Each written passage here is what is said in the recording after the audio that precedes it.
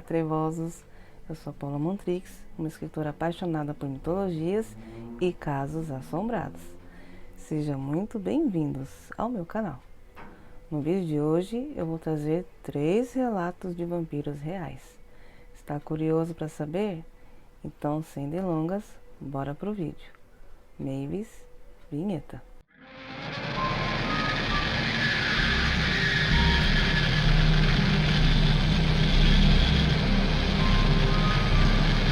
Muitas lendas e histórias fictícias sobre vampiros não há casos cientificamente comprovados de pessoas reais que sejam vampiros. A figura do vampiro é amplamente conhecida através da literatura, do cinema e da cultura popular, mas é considerada parte do folclore e do imaginário humano. A história de vampiros remonta a séculos atrás, com várias culturas e tradições que apresentam suas próprias versões dessas criaturas sobrenaturais. O folclore dos vampiros está enraizado em diferentes crenças e mitologias, como a Strigoi da Romênia, o chupacabra das Américas ou a Jinyanxin da China. No entanto, é importante notar que existem pessoas que se autodenominam vampiros modernos ou vampiros energéticos. Essas pessoas afirmam ter uma necessidade de absorver a energia vital ou a força vital de outras pessoas para sustentar sua própria vitalidade. Então, vamos ao caso de número 1. Andreas Báthory. Andreas Báthory é um jovem britânico que se autoproclama vampiro. Decidiu contar sobre sua vida na Transilvânia e explicou como os que ele chama de vampiros reais são muito diferentes daqueles que você está acostumado a ver no cinema e na televisão. Ele afirma que esses seres andam entre nós, muitas vezes sem serem detectados. O vampiro afirma que o senhor da guerra Vlad Tepes, conhecido como Vlad o Drácula, o visitou em um sonho e falou sobre a vida nos terrenos do castelo de Bran, na Transilvânia. O jovem afirma que encontra paz ao dormir em um caixão e que sua esperança é abrir um hotel para outros como ele na Transilvânia. A comunidade moderna de vampiro está agora muito focada na natureza material da vida e baseada em instintos humanos como práticas sexuais, emoções humanas, contou ele. Ele foi claro a enfatizar que não tem nada contra a prática que os outros escolhem a seguir, mesmo que não compartilhem do mesmo foco na tradição que ele afirma ter. Andreas segue uma série de tradições famosas em lendas urbanas, mas diz que não bebe sangue humano. Desencoraja as pessoas a fazerem isso, por ser um risco para a saúde e uma prática espiritual perigosa. Ele diz que o sangue não é realmente necessário para manter um vampiro vivo, já que é apenas uma metáfora que representa a força da vida que foi tirada da mitologia. Segundo ele, os vampiros também não precisam temer a luz do sol, cruzes, alho ou espelhos. Mas alguns ainda gostam de dormir em caixões, incluindo o próprio, que afirma que a prática o ajuda a se conectar. Não precisam temer a luz do sol, cruzes, alho ou espelhos, mas alguns ainda gostam de dormir em caixões, incluindo o próprio, que afirma que a prática o ajuda a se conectar com forças invisíveis. Ele disse: "Tenho um lindo caixão novo e estou pensando em abrir em breve um pequeno hotel para vampiros aqui na Transilvânia. A experiência para outras pessoas pode ser incrível e ao mesmo tempo pode ser uma terapia para quem tem medo da morte." Ele continua: "Eu não falo com ninguém que conheça sobre meu vampirismo. Fazer isso é muito perigoso. Requer pessoas de um nível muito alto de compreensão revelou Andreas. Então, quando quero um pouco de paz e sossego, ou para meditar e recarregar por alguns dias. Durante anos, fiz uma vasta pesquisa sobre a existência de vampiros, dormindo em um caixão e ficando dias em cemitérios. De acordo com ele, isso ajudou a se conectar com muitas forças invisíveis. Tipos de vampiro. Andreas continuou explicando como dentro da comunidade de vampiros existem muitas hierarquias, de vários níveis de evolução. Ele conta que o vampirismo envolve muitos estágios ou níveis. Existem aqueles que estão muito próximos da natureza humana, que tentam adaptar um estilo específico ou escapar da realidade. Interpretando um papel, alguns deles estão vivendo dentro de uma fantasia, diz ele. Outros nascem com a capacidade de tirar a energia de outras pessoas e muitos fazem inconscientemente. Outra categoria são aqueles que vivem praticando o vampirismo como um caminho espiritual. Ele ainda afirma que há aqueles com dons e poderes de uma vibração mais elevada. Esses são da categoria de vampiros que eventualmente se afastam das pessoas e geralmente fazem isso porque seu nível de compreensão e vibração é muito diferente do resto do mundo. Agora vamos para o segundo caso. Agora eu vou trazer o segundo caso, mas vocês devem estar estranhando, né? Eu estar assim, né? Eu coloquei um aplique aqui no meu cabelo, tô usando um filtro, né? Mas eu me maquiei, mas é só um filtro, ó. Mas é um filtro, tá, gente? Mas eu fiz uma maquiagem leve. Então, vocês devem estar estranhando porque eu tô assim. Eu acabei gravando, né, o segundo caso, só que aí a tonta aqui, em vez de, né, de deixar gravado, perdi. Então eu vou trazer aqui pra vocês, e já é outro dia, né? Então eu vou trazer o segundo caso, tá bom? Mislata de Blau. A Mislata de Blau foi um humilde pastor tcheco que no século XIV deixou a população de um vilarejo onde morava aterrorizada. Segundo os relatos, né, depois que Mislata morreu, começou a correr o boato de que à noite ele supostamente, né, chamava pelos nomes e aparecia para alguns habitantes do local.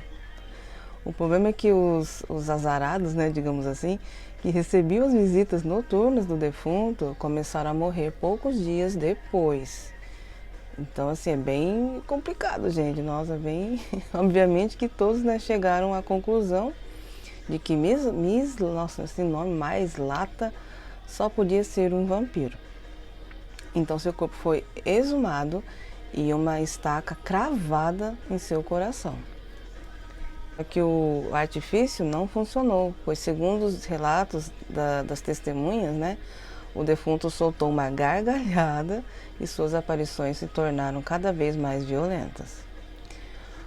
Então, assim, para pôr fim nas ações do vampiro, os moradores do vilarejo perfuraram seu corpo com estacas e contrataram um carrasco para decepar a sua cabeça. Para decepar a sua cabeça. Depois, o cadáver de Mailasta foi cremado, enquanto as chamas o consumiam. Dizem que o vampiro soltou gritos, né? Ele soltou gritos de congelar a espinha.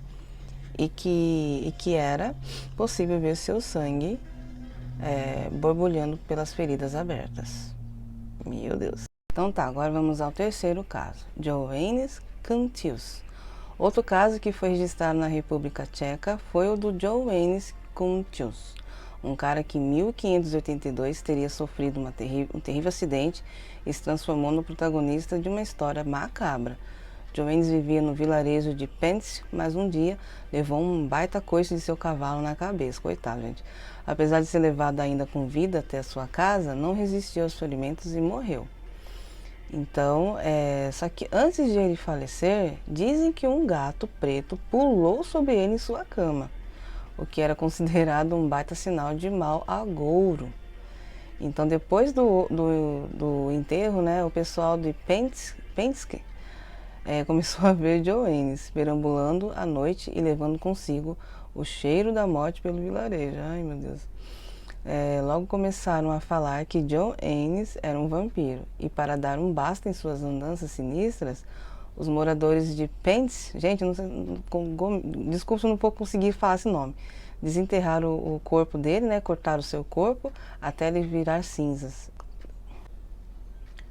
Logo começaram a falar que John Ennis era um vampiro, e para dar um basta em suas andanças sinistras, os moradores de Pence desenterraram o morto, cortaram seu corpo e o queimaram até ele virar cinzas, e cobriram de terra sua cova vazia.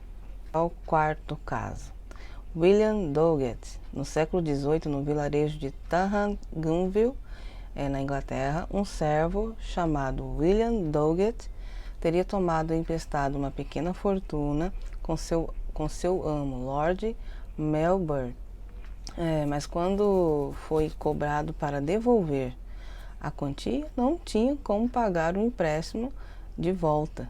Então Doggett começou a vender objetos do casarão para levantar fundos.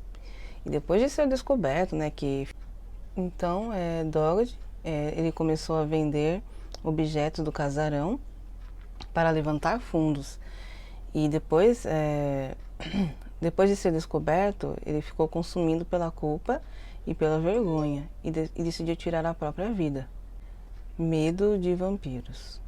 Após o suicídio, começou a correr pelo vilarejo o boato de que Doggett circulava pela localidade em uma carruagem fantasmagórica à noite, e que ele havia desenvolvido o gosto por consumir sangue humano. Então, além disso, vários fenômenos paranormais, como portas e janelas se abrindo e fechando sozinhas, passaram a ser observados em Gunville. E não demorou muito, né, até que todos se convencessem de que o servo tinha virado um vampiro. O cadáver de Doggett foi desenterrado e dizem que ele não mostrava qualquer sinal de decomposição. Além disso, quem estava presente durante a exumação relatou que o rosto do homem estava todo sujo de sangue, e o que serviu de confirmação de que o cara era vampiro. Então o corpo recebeu tratamento da época indicado para lidar com os seres das trevas, e ele nunca mais voltou a assombrar o vilarejo. Gente, que história, hein? O último caso que aconteceu com... outro nome difícil, gente. Petar Blagojevich. Petar foi um camponês que em 1725 se tornou o centro de um incidente de histeria coletiva no vilarejo de Kisilova, na Sérvia. Segundo os registros históricos, né, depois de falecer, 9 outros residentes do local teriam morrido em circunstâncias estranhas, levando a população a suspeitar de que Petar poderia estar envolvido nos casos, e começasse a circular rumores de que o falecido seria um vampiro sanguinário, que saía de sua cova à noite para caçar suas vítimas. Inclusive surgiu o papo de que Petar teria procurado o próprio filho, né, em busca de comida, e depois de o rapaz negar o alimento, o monstro o teria matado brutalmente e bebido o seu sangue. Então, para pôr um ponto final nas mortes, os moradores de Kisilova se reuniram no cemitério do vilarejo e convocaram o padre local para estar presente, juntamente com um representante do governo local. Desenterraram Petar, e depois de confirmar que seu corpo supostamente mostrava sinais de vampirismo, como não ter sinais de decomposição e ter a barba, cabelos e unhas crescidas, uma estaca foi cravada em seu coração. Então, uma estaca foi cravada em seu peito, e o cadáver foi incinerado. Ó, vocês veem a foto, né? É que essas fotos assim, gente, eu tentei pesquisar, né? Mas eu vou deixar aí as que eu encontrei, tá? Achei pouca coisa. Então, como vocês podem ver, né? Naquela época existia, né, essas coisas de doença, né? Então as pessoas pensavam que era vampirismo, né? Então vamos aqui ao último... Eu falei que era o último caso, né? Mas eu decidi trazer mais esse aqui, do Arnold Paoli. Então, depois do caso do Peter, né, um ano depois, teve o ritual no cemitério, outro caso de histeria coletiva relacionada ao medo de vampirismo foi registrado na Sérvia, no mesmo lugar, né? Desta vez no vilarejo de Medveda, envolvendo um bandoleiro dos Balcãs chamado Arnold Pauli, que se instalou na cidadezinha. De acordo com os documentos históricos, esse cara começou a falar que havia sido mordido por um vampiro otomano, mas que tinha se livrado na maldição de se tornar um bebedor de sangue ao desenterrar, decepar sua cabeça e comer um punhado de terra da sepultura misturada com o sangue. Só que um belo dia, né, Paole morreu e, claro, logo em seguida começaram os boatos de que ele também era um ser da escuridão. Primeiro, 4 habitantes de Medveda disseram ter sido vítimas dos mordiscos de Paoli. Tô coçando aqui a minha perna, esse pernilongo, viu? Depois, outros moradores garantiram que tinham visto o suposto vampiro sair de sua cova. O fato é que 16 pessoas teriam sido afetadas pelos ataques do bandoleiro das trevas. E quando o defunto foi exumado, descobriram que seus olhos estavam abertos e que havia sangue escorrendo pelo canto da boca e todos os orifícios de seu corpo. Então, para se livrar da maldição, Pauli foi decapitado e seus restos mortais foram completamente queimados. Gente do céu, esses casos assim, né, de vampiros reais são bem assim, são bizarros, né? Porque eu, assim, na verdade, eu não acredito em vampiros, tá? Eu não acredito, mas o que eu acredito, assim, que existem os vampiros energéticos, né? Aí já é diferente, né? Pessoas, assim, que são tóxicas, né? Suga a sua energia, suga a sua felicidade, né? Seu ânimo, essas coisas, né? Então, eu acredito, sim, que existem os vampiros energéticos, né? Tanto eu vou fazer eu tô querendo fazer um especial sobre os vampiros, né, energéticos, tudo, né? Então já deixa aí nos comentários o que vocês, né, acham desses casos reais, assim, de vampiros, né? Se vocês acreditam, tá? E com certeza também eu vou trazer vídeos, né, que mostra possíveis, né, digamos assim, vampiros reais que foram gravados, né? Então, eu espero que vocês tenham curtido nesse vídeo. Eu tô um pouco ainda baralhada, assim, aprendendo, né? Então, peço desculpa se o vídeo não ficou bom, mas eu já peço pra vocês. Sei que eu fiquei uns dias aí, né, sem trazer vídeo, né? Eu tava na correria aqui, tô terminando as atividades da faculdade também, né? Então é por isso que tá meio corrido. Tô fazendo curso de japonês também, né, pra melhorar meu japonês. Então, desculpa aí, foi por causa disso que eu fiquei uns dias aí sem trazer vídeo. Inclusive, eu tô para gravar também notícias assombradas, né, para colocar aqui no canal. Então é isso, gente. Eu, né, aos poucos eu sei que eu tô aprendendo, né, e é muito, assim, é trabalhoso, né, fazer esses vídeos, porque é eu que edito, é eu que faço tudo, né, eu faço tudo sozinha. Então eu tô vendo assim, né, que tem até o momento 83 inscritos, né, os 83 novos trevosos, né. Então peço para você, né, se tá assistindo, né, se você tá acompanhando até o final, nossa, muito obrigada mesmo, tá, por você estar aqui. E se inscreva, né, você que é novo, né, no canal, seja muito bem-vindo. Se inscreva no canal, deixa o like, deixa aí nos comentários, né, o que vocês estão achando. Se você assistiu esse vídeo até o fim, coloca aí no hashtag Trevosos. Aí eu vou saber que vocês estão assistindo, estão gostando do vídeo, tá bom? Então é isso, eu vou ficando por aqui. Eu vou trazer mais notícias assombradas, tá? E eu deixo o meu abraço aqui pra vocês, tá bom? Muito obrigada, até o próximo vídeo, tá bom? Tchau, tchau. Tchau.